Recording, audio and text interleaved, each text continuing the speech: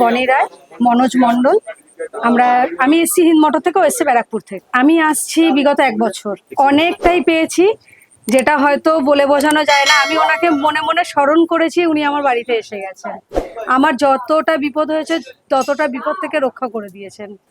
আমার কর্মটা একদম ডাউন হয়ে গেছিল, সেটা আমি উন্নতি পেয়েছি। আমার সংসারে একটু প্রবলেম ছিল, সেটাতে উন্নতি পেয়েছি। ওর শরীর প্রচন্ড খারাপ হয়েছিল, প্রচন্ড মানে ও তো মানে ও হয়তো বাঁচতো না যদি দাদা না থাকতো, এটা আমি মনে করি।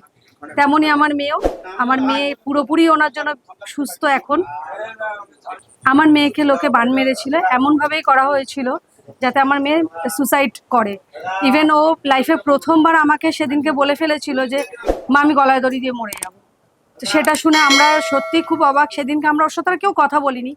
ভগবানের আশীর্বাদে তারাপীঠে আসার জন্য দাদা আমার কাছে গেছিল যে তোরা কি তারাপীঠে যেতে পারবি, ও ফলাহার নিয়ে অমাবস্যা আছে। আমি বলেছিলাম যে হ্যাঁ যাবো, এইটুকুনি আমাদের সঙ্গে কথা হয়েছিল। দাদা নিজে আমার মেয়েকে দেখেন, দেখে বলে যে তোর মেয়ের শরীর ভালো নেই, একটু নিয়ে আয়। তখন মেয়েকে ডাকলো, মেয়ে এলো। আসার পর ওকে সেই দিন রাত্রেই সঙ্গে সঙ্গে কাটান করা হয়। আমার মেয়ে এখন অনেক সুস্থ, তার জন্যই আমাদের আজ এখানে আসা। সবাই আসো, মহারাজজির সঙ্গে কথা বলো।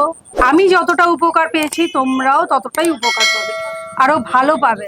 কারণ মানে মা তারা স্বয়ং ওনাকে আমাদের কাছে পাঠিয়ে দিয়েছেন যাতে উনি আমাদের সবার রক্ষা করেন। নালে মনে মনে ভাবনা আর সে সামনে এসে প্রকট হয়ে যাওয়া, এটা স্বয়ং ভগবান ছাড়া কিচ্ছু না, যেটা আমি মনে করি।